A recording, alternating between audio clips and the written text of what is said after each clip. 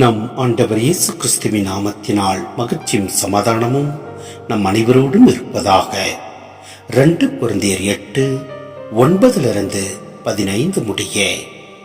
நம் ஆண்டவர் இயேசு கிறிஸ்துவின் அருள் செயலை அறிந்திருக்கிறீர்களே. அவர் செல்வராயிருந்தும் உங்களுக்காக ஏழையானார். அவருடைய ஏழ்மையினால் நீங்கள் செல்வராகுமாறு இவ்வாறு செய்தார். இவ்வரப்பணியை பொறுத்தவரை என் கருத்து இதுவே. இது உங்களுக்கு பயனளிக்கும். கடந்த ஆண்டிலிருந்தே நீங்கள் இப்பணியை செய்து வருகிறீர்கள். அது மட்டுமல்ல, இதனை விருப்பத்தோடு தொடங்கியவர்களும் நீங்களே. அப்பணியை இப்போதே செய்து முடியுங்கள். ஆர்வத்தோடு தொடங்கியது போலவே உங்கள் நிலைக்கு ஏற்றவாறு கொடுத்து ஆர்வத்தோடு அதனை செய்து முடியுங்கள். ஆர்வத்தோடு கொடுத்தால் தம் நிலைக்கேற்றவாறு எவ்வளவு கொடுத்தாலும் அது இறைவனுக்கு ஏற்புடையதாகும். தம்மிடம் இருப்பதற்கு கூடுதலாக யாரும் கொடுக்க வேண்டியதில்லை. மற்றவர்களின் சுமையை தணிப்பதற்காக நீங்கள் துன்புற வேண்டும் என்று நாங்கள் சொல்லவில்லை.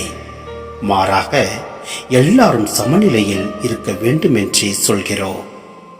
இப்போது உங்களிடம் மிகுதியாயிருக்கிறது. அவர்களுடைய குறையை நீக்குங்கள். அவ்வாறே அவர்களிடம் மிகுதியாக இருக்கும்போது உங்கள் குறையை நீக்குவார்கள். இவ்வாறு உங்களிடையே சமநிலை ஏற்படும். மிகுதியாக சேகரித்தவருக்கு எதுவும் மிஞ்சவில்லை. குறைவாக சேகரித்தவருக்கும் எதுவும் குறைபடவும் இல்லை என்று மறைநூலில் எழுதியுள்ளது அன்றோ? சிந்தனை. கடவுளுக்கு நன்றி செலுத்துவது கிறிஸ்துவ வாழ்வின் ஒரு முக்கியமான கூறாகும். நன்றி செலுத்துவது மன்றாட்டின் வெளிப்பாடு என்பதை சுட்டி காட்டுகிறார் பவுல். இங்கு பகிர்ந்து வாழ்வது கடவுளிடம் நன்றி உணர்வை தூண்டி எழுப்புகிறது என்கிறார். தாராளமாக வழங்குபவர்கள் தங்கள் கரங்களில் கடவுளின் கருணையை கண்ணுற காணும்படியாக தாங்கி நிற்கின்றனர். இதை பெறுபவர்கள் இதனால் அந்த கருணைக்கு நன்றி செலுத்துகின்றனர். கடவுள் தம்மை காத்து பராமரிக்கிறார் என்று இவர்கள் அனுபவ அடிப்படையில் உணர்கின்றனர்.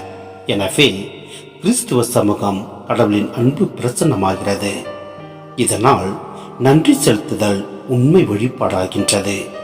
எனவே நாம் ஒருவருக்கொருவர் பகிர்ந்து சமநிலையில் நாம் வாழ்கின்ற போது கிறிஸ்தவர்கள் எந்த இனத்தையும் மொழியையும் சார்ந்தவராயினும் ஒரே அருளின் பங்காளிகள் என்பதை இது உணர்த்துகின்றது.